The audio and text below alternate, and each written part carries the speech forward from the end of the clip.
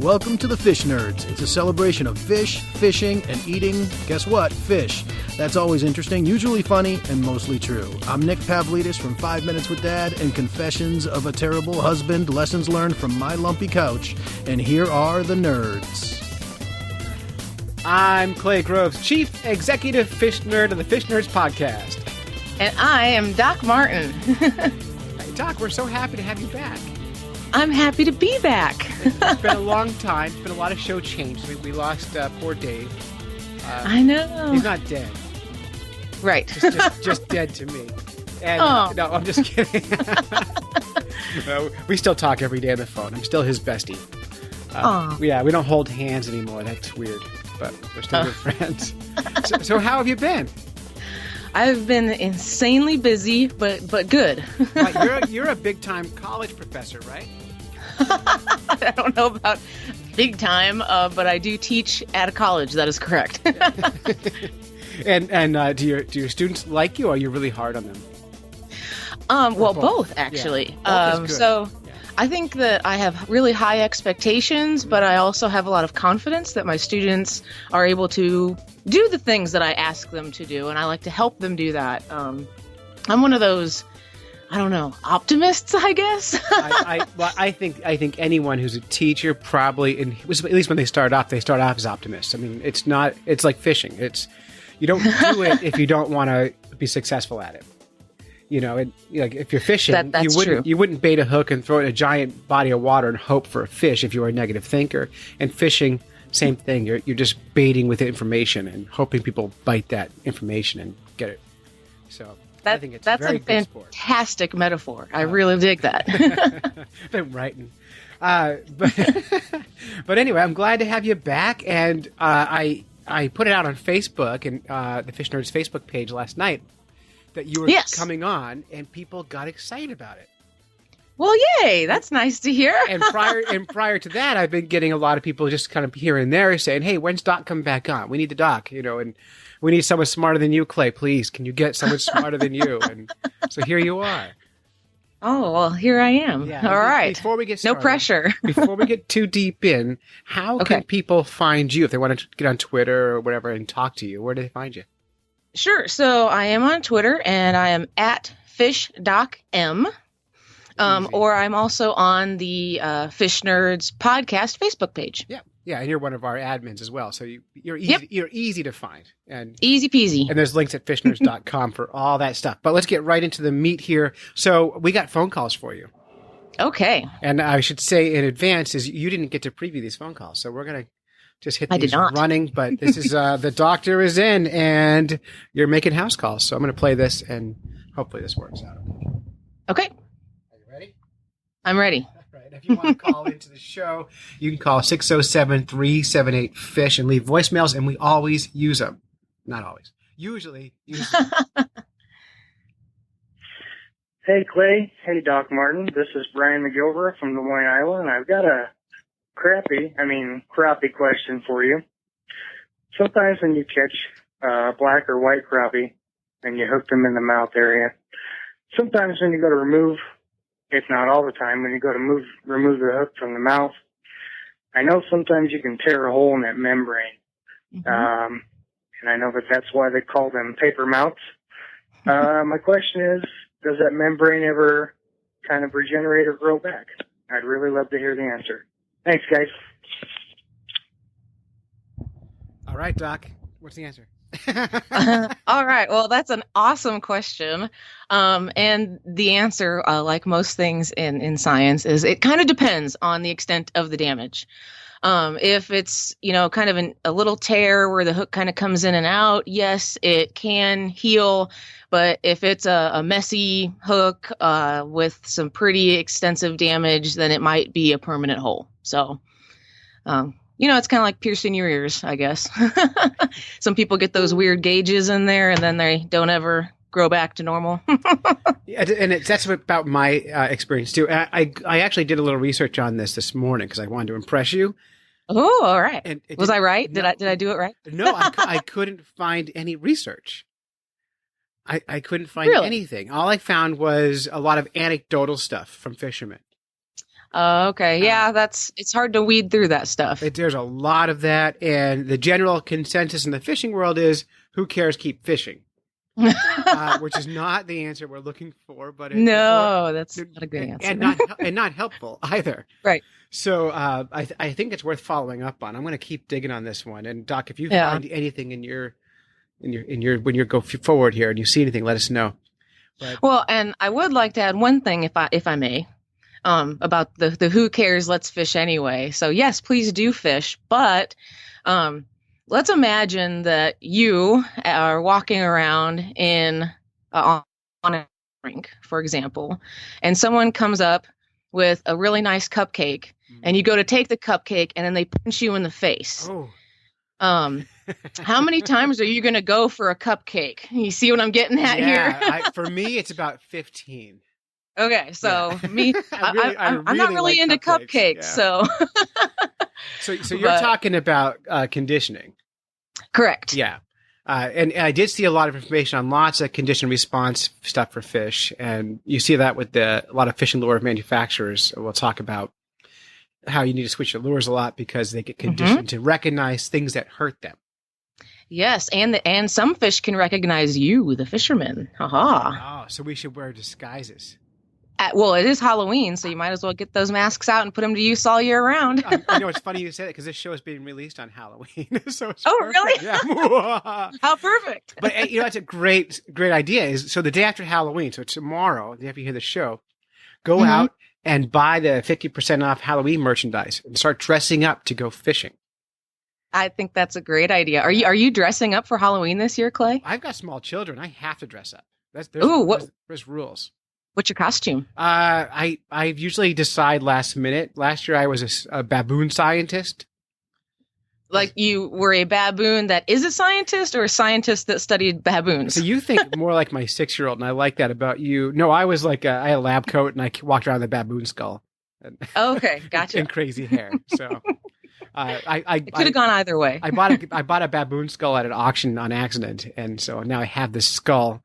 That's really cool looking, but I don't have any use for it except for Halloween. I don't think I've ever heard anyone buy a baboon skull on accident before. Yeah, it was some bunch of I like to go to auctions and I just bid on stuff nobody wants. So for like $1, I got this giant box of stuff. It was all garbage, but in the bottom of it was this baboon skull. Yeah. All right. Yeah. A secret treasure. It's really cool, and there's a bullet hole in it. So I feel terrible that I paid someone for it.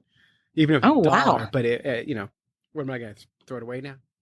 So it's I wouldn't. I'd keep it. It's way cool, right? All right. Next question, okay. And this I don't know if you heard last week's show, but I heard most of it on my commute down. Yes. All right. Well, here, take a listen to this. Okay. It's coming. I'm ready. Here it comes. Hey, Clay. Hey, Doc. This is Amazing James, and I have a question for the Doc. I really want to know, is a fish a vegetable? I'm in suspense from last week. Please answer my question. Thanks. That's such a great question. It is a good question. Now, that was the theme of last week's show. We brought it up because of that cancer study. And then you called in with this great answer, but you looked on our voicemail, and our voicemail only has a certain amount of time before it cuts you off. Yes, I realized that very quickly. Yeah. But it made for great show content. But the Amazing James, who's part of our F and West correspondence crew out in California, he really needs to know this answer. So what do you think? Okay, so is a fish a vegetable? Well, I just love it. So what is a vegetable, right? And everyone thinks they know already. It's like, oh, well, duh. I know what a vegetable is. So the tomato is like the classic example of people used to think it's a vegetable, but it's not. It's technically a fruit. Right. And so what is a fruit or a vegetable actually depends on part of the plant that thing is made out of. Right. So if you're eating a tomato leaf, that would be vegetable. Well, no, that's a leaf. Okay. If you were eating the stem, of the tomato plant? That'd be well, I mean, it'd be a stem, Uh-huh. I guess, but it's not really like a modified stem or a modified leaf. For example, I'm like, following you now.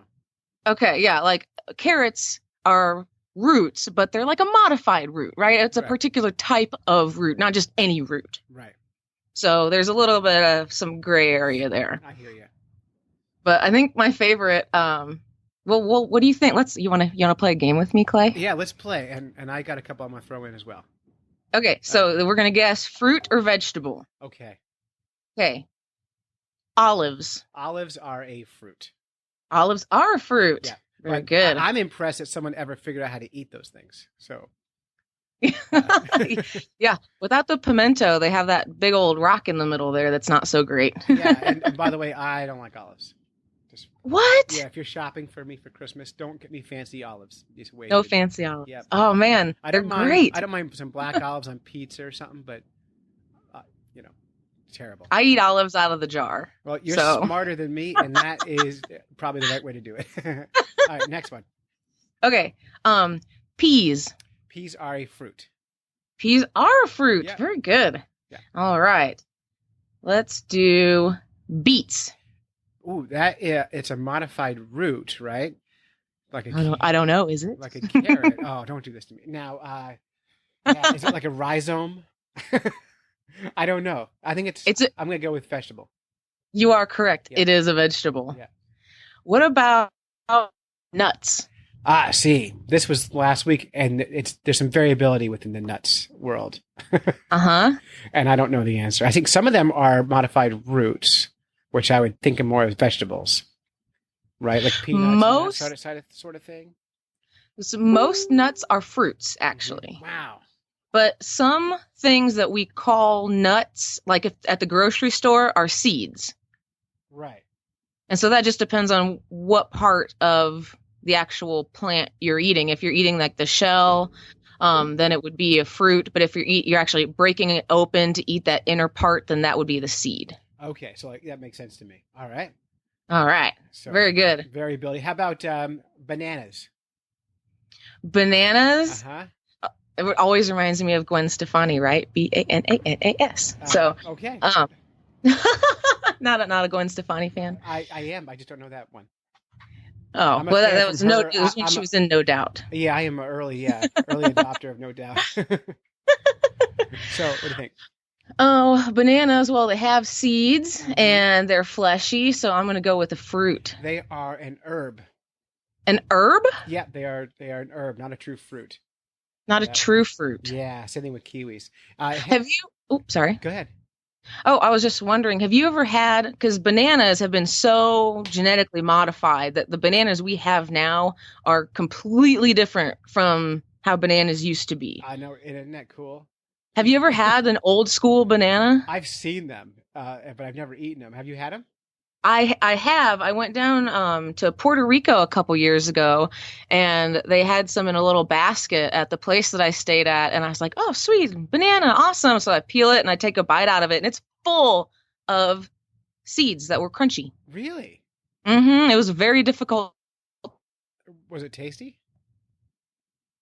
I mean, it still tasted like a banana. Yeah. But it was like way smaller and just crunchier. Yeah, I mean, we should be so happy for GMO foods because they make everything yummy. We've learned how to make food. That good. depends. Yeah. So some of the tomatoes, actually, there's been an argument. I don't know what camp to sit on and how much scientific evidence there is particularly for this, but the GMO has actually lost flavor in some things like tomatoes. What is it? Is it a lost flavor but gained something else like longevity, shelf life? Yep. That's exactly correct. Yeah, well, mm-hmm. There it is. So there it is. It's you win and lose, right, in all these games. But always. I think without GMOs, we would have a lot more starving people around. Oh, well, absolutely. Yeah. I mean, go to your grocery store, all that stuff would go bad. I mean, very, very quickly. Yeah, it wouldn't even make it to the shelf. So. Yep. Cool. All right. Good. Well, hey, nice job on those phone calls. You handled yourself well. And did we answer the question? Our fruit? Oh, no, we didn't even answer the question yet. We didn't. So we know what's not a vegetable. We know that Yep. Tomatoes are not a vegetable, and bananas Yep. are not vegetables. And Mm-hmm. now, when you Fish eat a lot of vegetables. a lot of vegetables are eaten by fish, and you are what you Mhm. eat. So therefore, fish are in fact vegetables. Oh, absolutely. Yeah. That's fantastic. Every year, I just dig a hole in the ground. I plant some row in the holes, and I wait. Yeah, that's exactly how that works. I Yep. think that's where fish come from. Don't you? You plant them and then they grow, and then as the tree of fish ripens, they drop off and swim away in the stream. Right, and if you're going to bring them to market, you want to pick them before they're ripe. So you pick them at the smolt stage, and then they ripen Right. at the market. So, yeah. Yep. Yeah, that's not helpful. That's not helpful. No, it's not a serious question. I mean, people should. know, Right. but Yeah. Exactly. This is making lots fun of of sarcasm. This is making fun of the pescatarians who claim to be vegetarians, A little bit. and a little bit, and they're not even true pescatarians because they're not just eating fish. Like I think if Oh, you're I going to didn't be know a pescivore, then that's all you eat, right? And, Well, a piscivore. yeah, piscivore. If you're piscivorous, Yeah. pescivore. I've been saying it wrong all these years. No, I think it's a difference. Okay. Pescivore, I think, is kind of specifically for those vegetarians that eat fish, and piscivore is the scientific term for fish that eat other fish. Got it. Okay, piscivore. So, sorry. Well, there it is. Little tangent there. But it's for me as a person to be pigeonholed into eating any one thing is bizarre, because we have the ability to eat so many kinds of things. I get not wanting to eat meat or wanting to be mostly vegetarian or whatever, but man, we eat such a variety of stuff. Even vegetarians don't eat just vegetables, right? They're eating fruit and they're eating Right. mushrooms, which and they're eating Nuts and seeds. nuts and seeds, and they're eating seaweed, which is not a vegetable, right? Correct. Not a vegetable. Right. Seaweed is a protist. Very good. Yeah. Woo! I know. So they're eating all kinds of not vegetable things. Mhm. But anyway, so fish, not vegetables. Can we agree to that? Not vegetables. Yeah. I agree. Let's Yes. put that to rest. And if you are eating fish, you are not a vegetarian. Unfortunately, no. I'm Although you're going probably on record. making a pretty good health decision. Great. And according to that study last week, if you are a mostly vegetarian and you add fish to your diet, you got a 40% reduction in risk of cancers, of all the cancers they listed there, which is crazy. A lot of that has to do with the omega-3s. Is that correct? It was omega-3s and the fish proteins. It wasn't just And the proteins. omega-3s. Oh, sure. Yeah. Yeah, it wasn't just that. So I say that it seems to me, according to that study, if we just narrow it down to that one thing, mostly vegetable, plant-based diet makes more sense than vegetarian. And add some fish protein in, and you're going to win. There you go. And you can even make sure it's ecologically sustainable. You can even do that. Yeah, excuse my phone here. Oh, that's all right. Yeah. Shoot, sorry. All right, I had to choose obnoxious phone rings because I don't hear my phone ring anymore. So, Aha. yeah. All right, hey, so let's talk about fishing in education. You're a teacher, Yeah. you're a college professor, but you've been working with a lot of kids lately. Yeah, I do all sorts of volunteering around the eastern part of Kansas We have to go with to all Kansas. age groups. We have to go to Kansas to hang out with you and get educated by you. I know, it's a bummer. I know the rest of the country is really in trouble now. Because of the presidential election or because I'm in Kansas? Because you're in Kansas, we can't be educated by you and make better choices in our lives. Oh, maybe I should start a YouTube video channel. It would do well. You probably make a lot of money. So Yeah, I could cash in all those YouTube likes. perfect. Well, I could tell you some stories later, but it's possible. Oh, I had no idea. It's a thing. It's a real thing. But Oh. anyway, let's talk about your education with kids. Sure. Yeah. So let's see. We'll start with the younger kids. For the last 3.5 to 4 years, I do once or twice a month visits where I do instructional things, like we talk about snowflakes and how snowflakes are made, and then we actually make snowflakes hands-on in these. It's an after-school program with the Wonder Workshop Children's Museum in Manhattan. And that's kids age 6 through 11. Oh, that's cool. Now you're working after school. My day job is director of after school programming. Oh, my well, school there you go. districts. Yeah, so it's really funny. It's funny how like similar all of us fish nerds can be, when you really kind of dig down a little bit. So we all like the same kind of things. We all like the same kind of things. Yeah, teaching kids and fishing. Go ahead. Sorry. Oh, no, that's fine. But yeah, I've been doing that for several years now, like I said, and I really enjoy that. The very first one I did, obviously, was on native fishes in Kansas with the kids. I brought a bunch of pictures. I seined up some fish from the Kansas River and some other local tributaries, and I set up a little aquarium, and we talked about native diversity and how you can tell a lot about where a fish lives based on how it looks, which I always think, especially kids, really enjoy. And just that, this week, gosh, I don't know what time it is anymore. On Tuesday, I was at the middle school in Emporia, and I did a little spiel there about native Kansas fish, and I got the Brook Silverside. Are you familiar with that one? No. Okay, so you Google the Brook Silverside. It's a really cool looking fish. It's got 2 dorsal fins. That's pretty unique for a freshwater fish. Now you might say, oh, but the centrarchids, they have 2 dorsal fins. I was about to say that. Yeah. But those are connected. No, yeah. The Brook. Mm-hmm. Go ahead. I'm looking at a picture of this thing right now, and it's way different. It reminds, yeah. Wow, holy smokes! Like 2 distinct dorsals. And they're really small fish, so they're only a few inches long, and they're like, streamlined torpedoes. Yeah, they're skinny like barracuda. Even their mouths are like this same barracuda shape. Yep. And so I got one of those out of the Cottonwood River out here, among other things. And the students were looking at them, and they're about 12 years old or so, and they kept asking, they're like, why is it upside down? Yes. Why is this fish upside down? Holy smokes. And are you sure it's not right? It's not upside down. And it was just amazing. Now I'm looking at that fish and I'm turning my head over. It totally should be the other way. Yep. The kids are right. My phone is just going crazy. Wreck the whole show. The kids are right. Yeah. I never record during the daytime, so this is that's all right. Par for course here. The kids are totally right. That fish is upside down. Yeah, it's not, but it looks like it should be. When you turn it so when you look at it upside right, it has a sad face. Mm-hmm. And then you turn it over, and it's happy. So I think it belongs the other way. Just so it could be happier? That's right. Yeah. I can agree with that.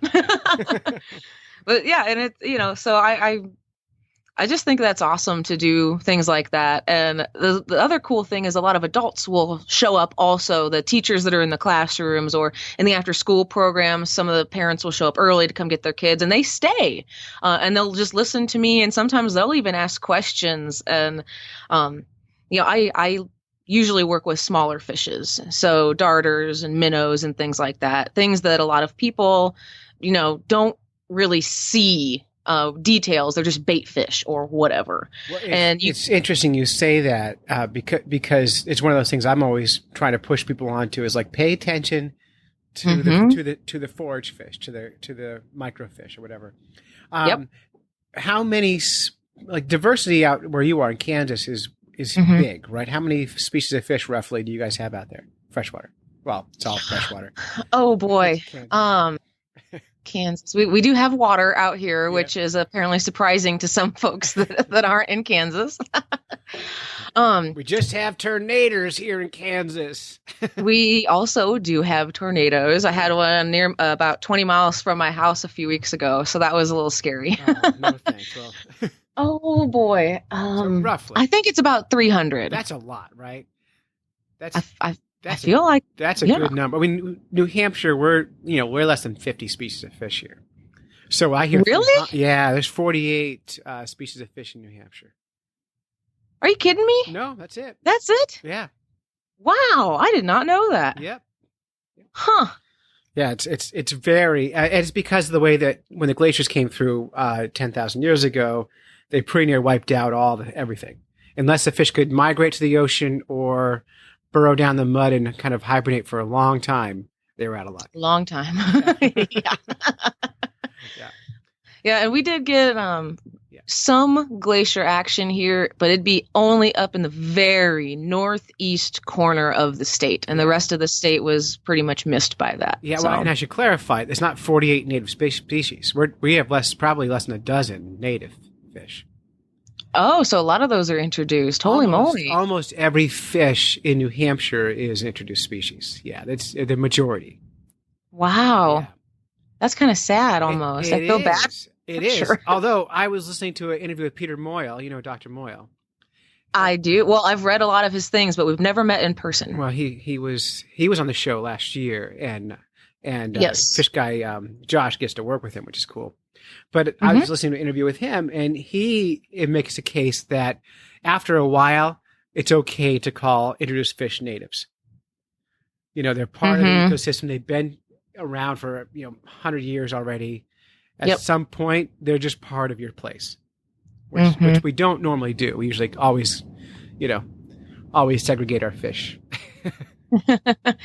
Yeah, I've heard that argument too, and I agree. And because it gets at the root of a question of when you're trying to preserve and bring things back to the pristine conditions before a lot of human impacts, how far back do you go? Right, and do some fish maybe they're just not meant to be around anymore. Maybe we've already ruined that plan. It's just not going to happen. Was it Carl Sagan that said, I think maybe Carl Sagan, extinction is the norm and survival is rare. Yeah, I think that sounds right. It's close to that anyway. So close to that. So yeah, for sure. And I always make the case that we shouldn't have pandas anymore on Earth. Oh, I know. You're making so many people sad because they're so cute. But they're terrible at making new pandas. Well, I mean, you could make that case for a lot of big fish. Yeah, and I would probably agree with that as well. Like the Greenland shark? Well, they're so cute. Yeah, you got me. You got me on that one. That's an awesome fish, but they're terrible at making new ones. Also, because they live for 400 years or whatever. So, if you were talking to, and this, by the way, this show, it might get played to some kids because some kids are going to be on it soon today. Cool. Coming up.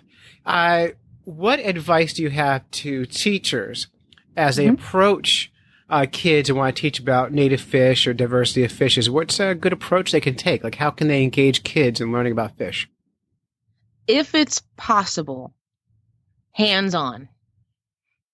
Take to a stream. There's usually a local DNR or wildlife something or university or college nearby. And if you as a teacher might not know what the rules are for getting access to a lake or river, or how to sample, there are people near you probably just haven't seen that know how to do that. Not only do they know permission. how to do it, but they're dying for you to call them and ask them, can you show me something? Oh, yeah. I mean, I sit in my office all the time and someone will send me an email or, a phone call or something and ask me, well, hey, I know you're so busy, but would you do this? And I'm like, I will literally drop everything I'm doing for a chance to jump in the river and grab some fish for kids. Hands down. That is the epitome of why I am a teacher. Yeah, it's way fun. And I've been fishing with I've been teaching with fish for years. And I cut my teeth teaching in after school a program called Adopt a Salmon. And I didn't know anything about fish. And I took this curriculum on where we raise salmon in the classroom and release them. And most states have a program through the state DNR or Fish and Game or whatever, where you can raise trout in the classroom and start there. And then the interest grows from that point. And I always talked about fish as the cuddly thing. They're like Bambi. They're super, super cute. Mm-hmm. And that's what attracts people. And then you use the fish to teach about diversity, stream ecology, watershed management. Everything else comes on the back of the fish. And the fish are what draws you in. And you always win with live animals. Oh, always. Yeah. So that's kind of that's my kind of tone on it. But it's totally cool. And you should put fish in your classrooms. I think everyone needs fish in their classrooms. I agree. I like native fish in your classrooms are even better. Even better, talk to your state about what's legal before you just grab them. Yes, and that's actually a great comment. The middle school where I went to lecture, the teacher didn't know too much about fish or whatever, but he knew we had some special fish here in Kansas, one of which is the Topeka shiner, and another one that he mentioned was the silver chub. And if you're not familiar with those, they're really beautiful, tiny fish. And he had accidentally told his students that I might bring some in. Well, both of those are endangered. Oh, no. So I told him, no, I can't just bring those in and collect them from wherever. But that was a really great learning opportunity for not only the teacher, but also all of the students. We got to talk about why do fish get listed? What does that mean? And, what is the red list, which is something that a lot of folks haven't heard of. So Perfect. Good. Mm-hmm. Well, great. And are you open to people contacting you and saying, "Hey, Doc, I got an idea. What do you think about this?" And like pitching you, like just conceptual ideas of teaching with fish? Yeah, absolutely. Good. That'd be great. I'm always up for ideas. Yeah, and you can find Doc Martin through fishnerds.com. That's great. I'm so glad that you're working with kids because to me it seems like a perfect match for you. And you're kind of people who don't know you. You're kind of a free spirit. You play guitar. You're always out kayaking and fishing and hanging out with you have a corgi.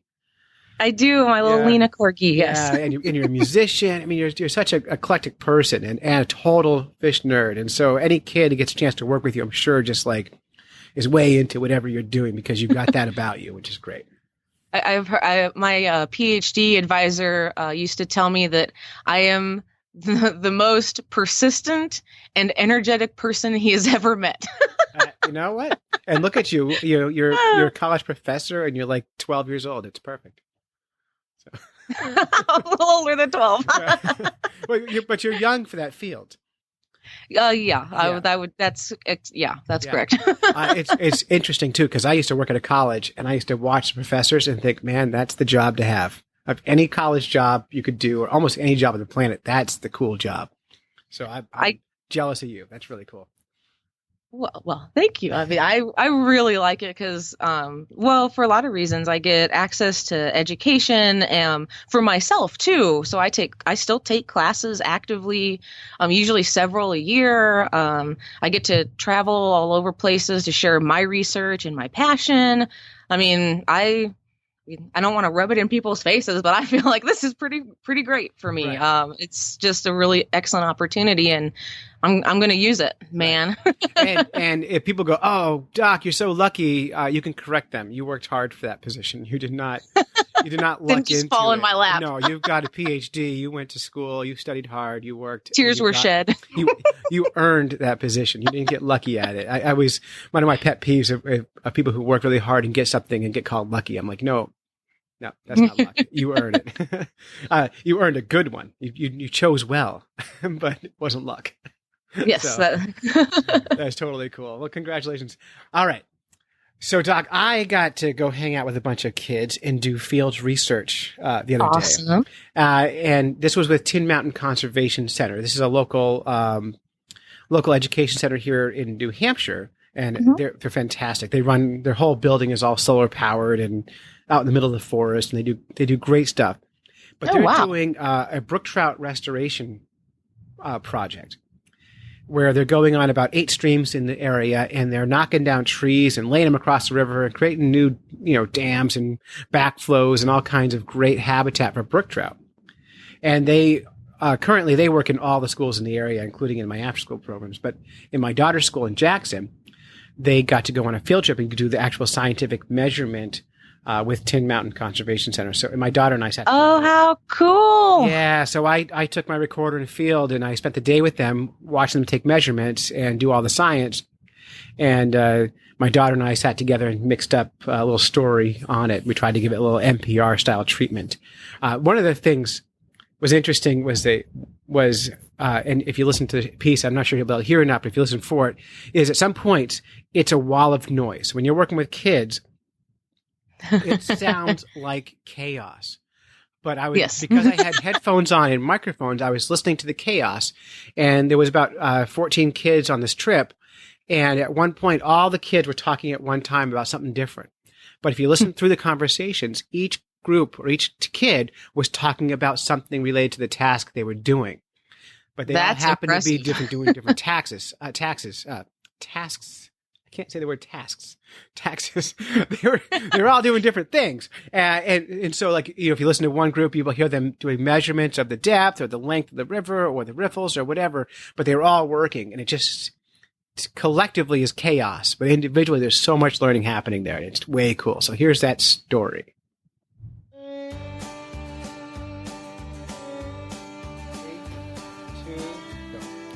My class visited White Lock Brook last week to learn about habitat for the eastern brook trout.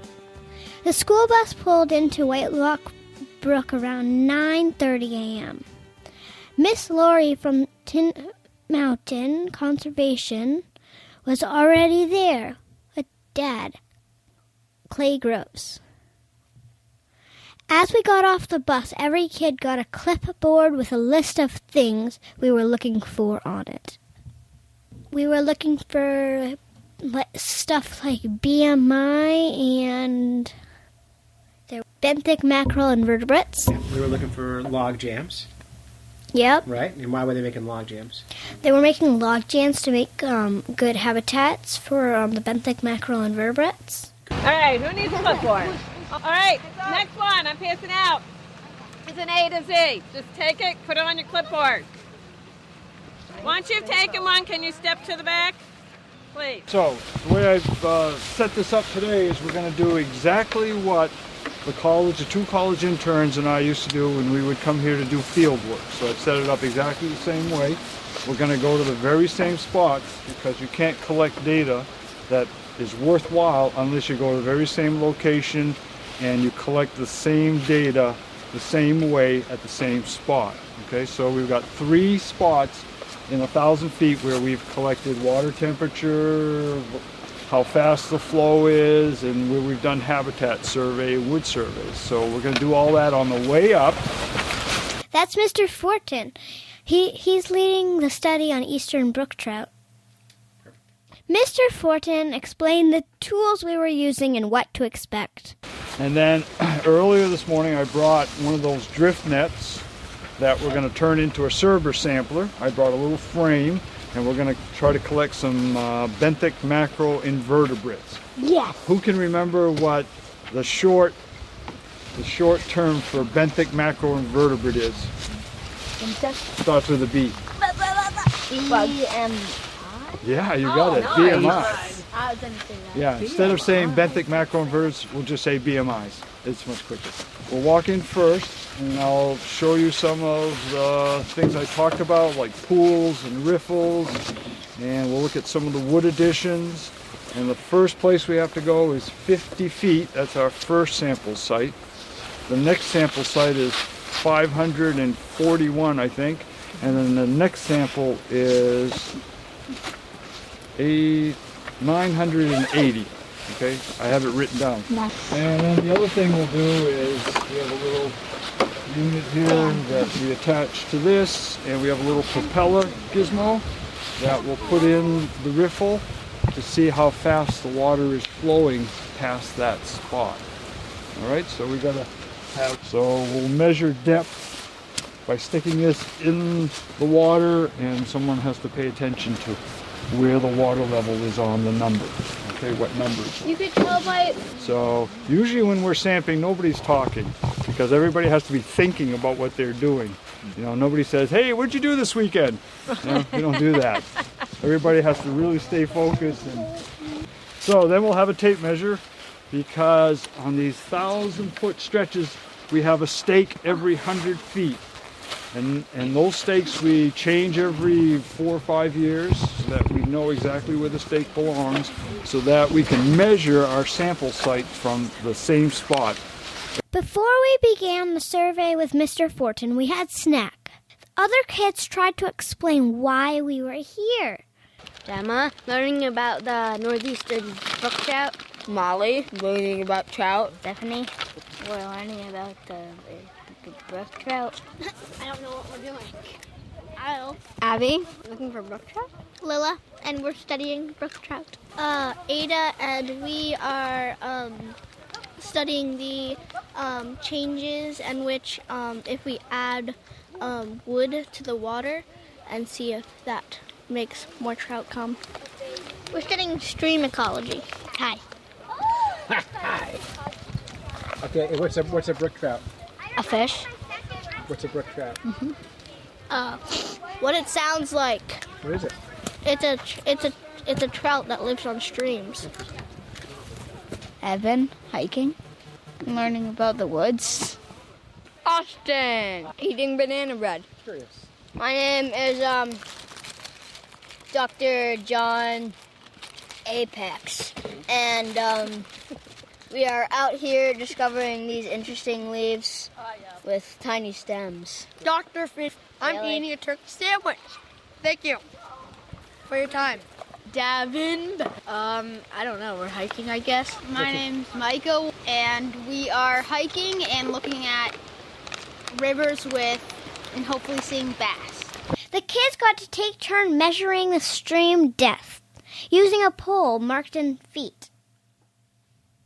What is this thing called right here, this whole area with all these holes? Jam. So we got a nice jam right here. We got, what do we have upstream of the jam?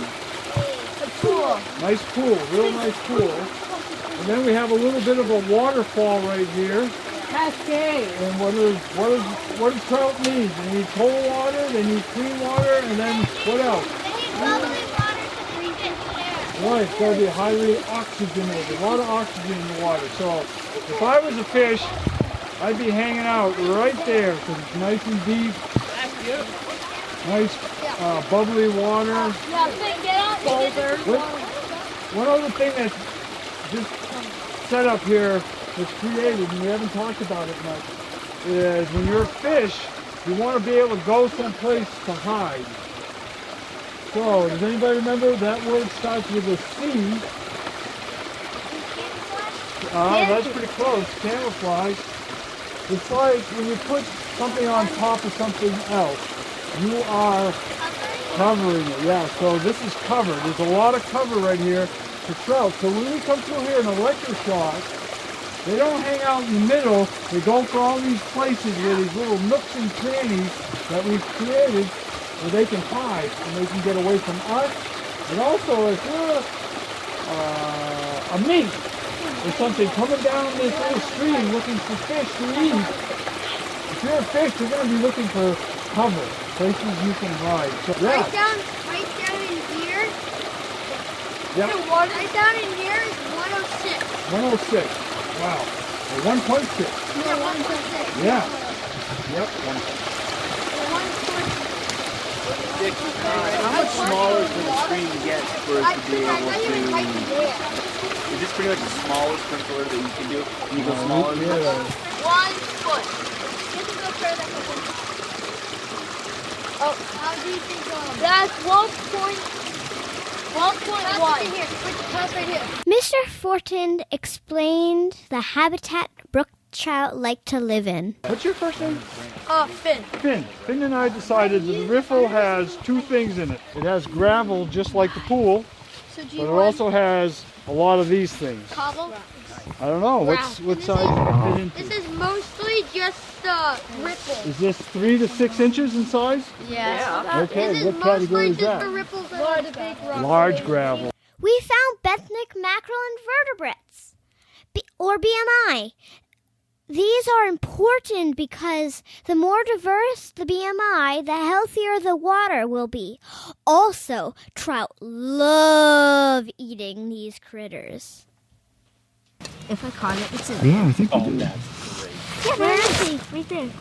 Oh, wow. What is it? That's it. What You guys have to be this big for me to see them. Dad interviewed 5th grader Finn about BMI. This is Finn. Finn, what are we doing?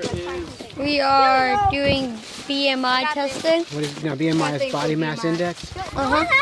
No. Don't forget it. Body mass index is how fat you are. BMI is what? Benthic, Benthic. macro, invertebrates. Oh, And have you found any yet? no. No. Yes, actually, there is one. We just found a stonefly. Oh, really? Yeah. Then yes. Yeah, a little one. Stephanie ate it. It was delicious.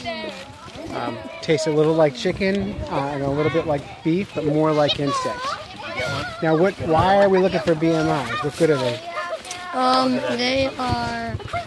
They test. We're testing to see how many animals, like creatures, are in the water. Oh, they take care of the water. So they're food for the brook trout. Yeah, the other thing they do is a good water quality indicators, right? So if the water quality is good, you have lots of these little critters in it. Cool. Okay. We learned a lot about brook trout habitat. We had a great time. For more information on Tin Mountain Conservation's brook trout program, visit www.tinmountain.org.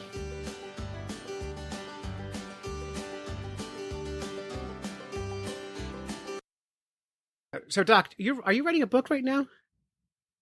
I'm writing 2 books right now. Holy smokes! You're doing fiction or nonfiction? Yes. Both. You got both going on. So one of them is currently in review, and that is more of a lab manual style book. And then the other one is still in prep, and that's going to be a children's book. Really? Mm-hmm. Well, that's really cool. And I've been trying to write a book for years, and I've never actually done anything with it, but been trying for a long time. And November is National Novel Writers Month. And I thought it would be fun to write a book in November, only I don't have time. So I'm thinking it will be fun to crowdsource a Fish Nerds book. What do you think about that?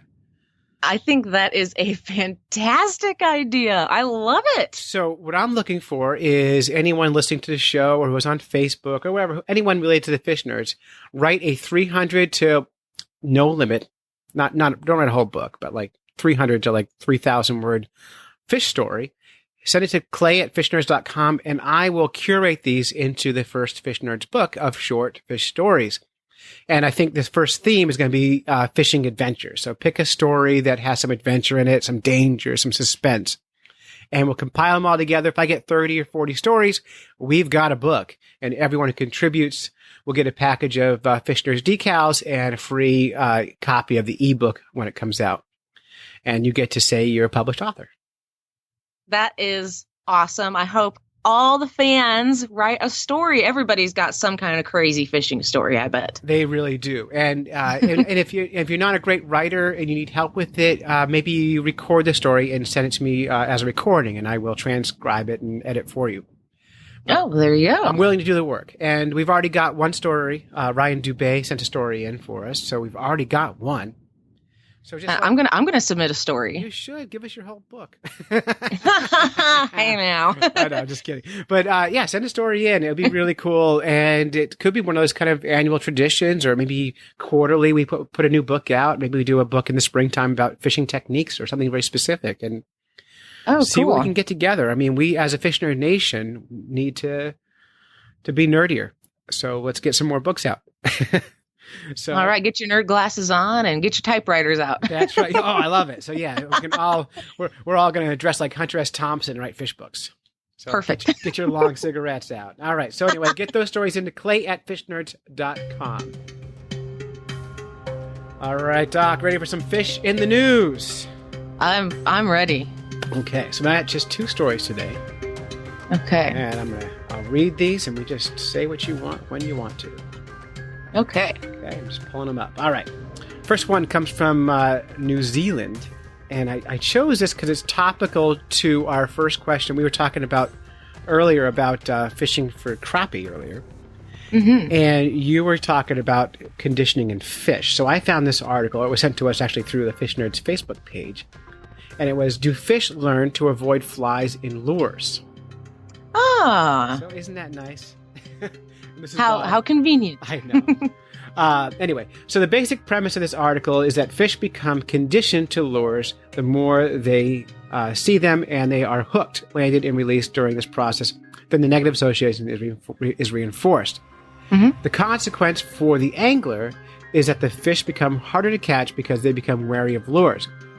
Wagner cites experiments conducted by the Pure Fishing and independent researchers, as well as anecdotal evidence from local charter skippers, to support the hypothesis that fish become wary and harder to catch the more they see lures or are hooked on lures.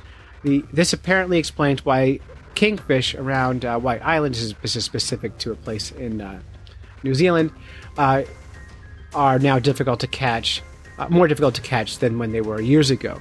The argument is well constructed and very persuasive, blah, blah, blah. So, what do you think about this? Are we conditioning fish by using the same lures over and over?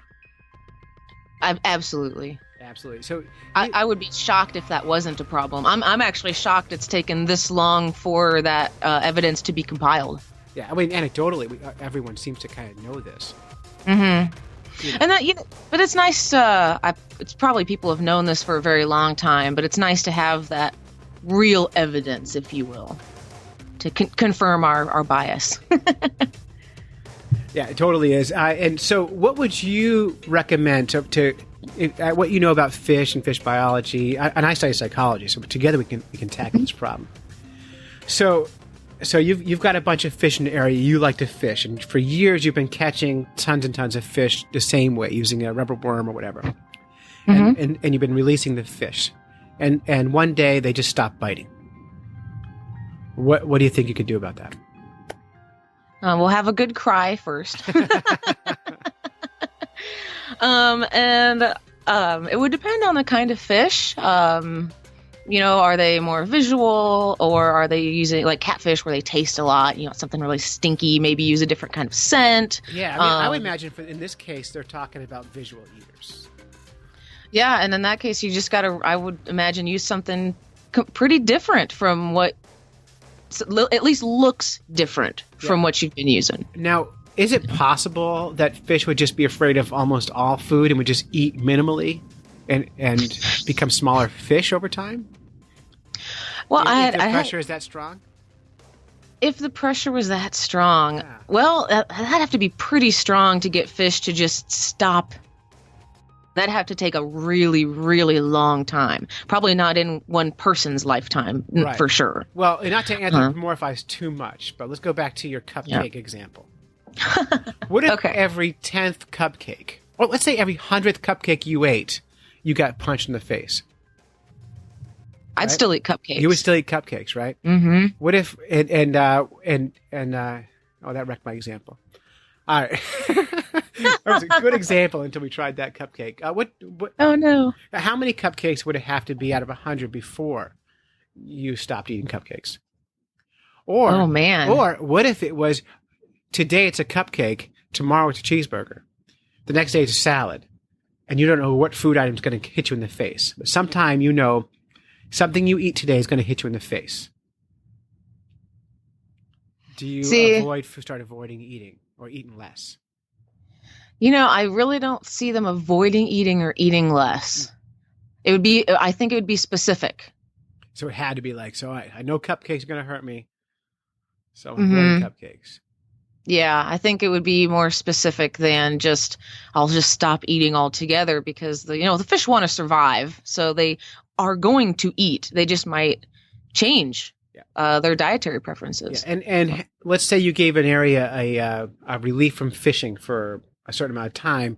I mean, is there value there? So let's say you shut down a fishery for a year's time. Oh, absolutely. Do you think all that learning goes away?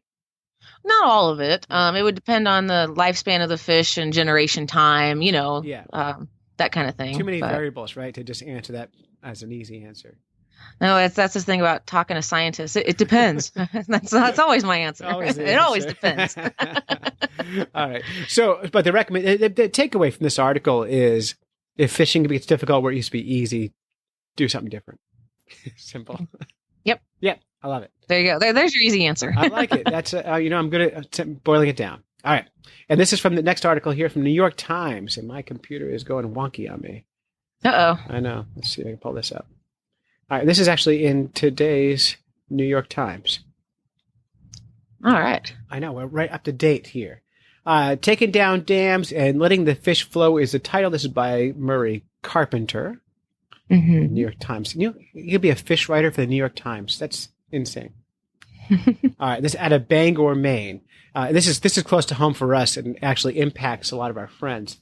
So Joseph Zidwelski, and I'm going to call him to get him on the show. a researcher biologist with the Maine. I just lost my page here. A research biologist with the Maine Cooperative Fish and Wildlife Research Unit of the United States Geological Survey drifted in a boat on the Penobscot River listening to a crackling radio receiver. The staccato clicks told him that one of the shad that his team had outfitted with a transmitter was swimming somewhere below.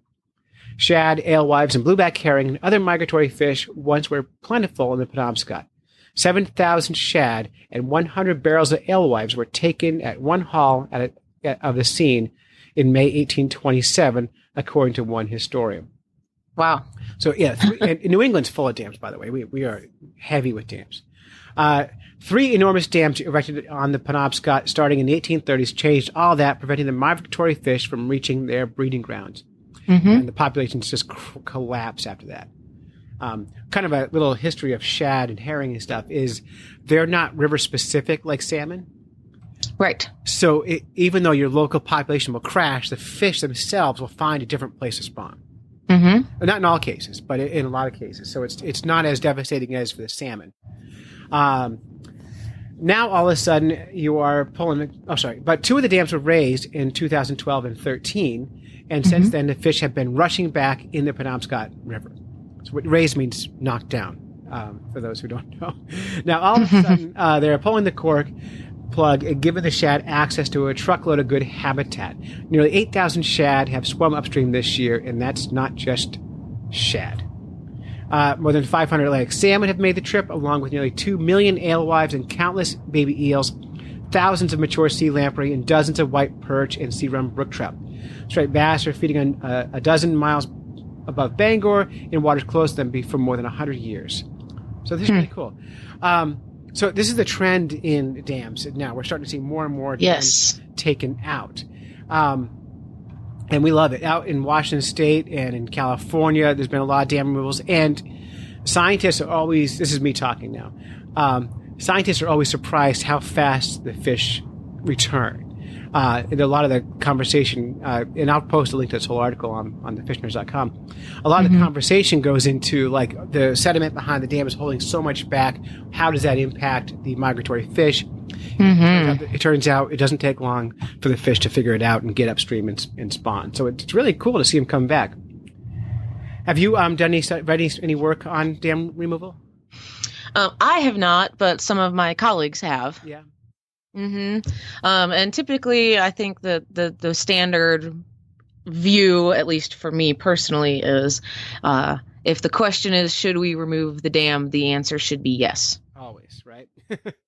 Yeah, I mean, and there's exceptions because, dam removal, especially if it's for a big reservoir or something like that, that has a lot of implications for cities and towns downstream. So, that has to definitely be taken in consideration. But is it good for the environment? But there is some sediments that, especially if it's a reservoir that's been there for a long time, those sediments have some nasty stuff in it. Well, yeah, your mercury can be huge in some of those things. I having worked at a fish ladder, I'm very familiar with dams and what piles up behind them. And the amount of work it is and how hard it is to engineer a fish ladder that fish will actually use.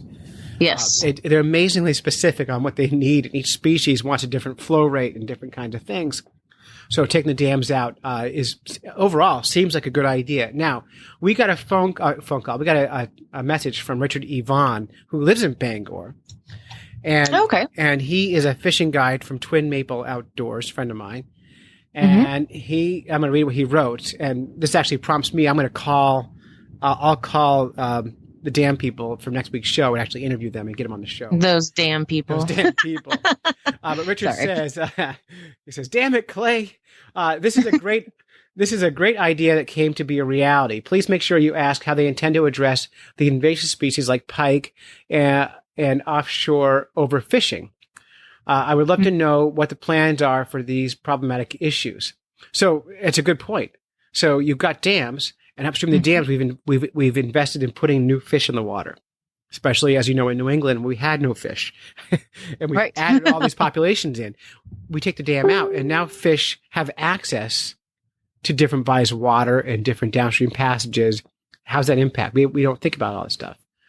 And he says, he goes on to say, I would love to know what the plans are.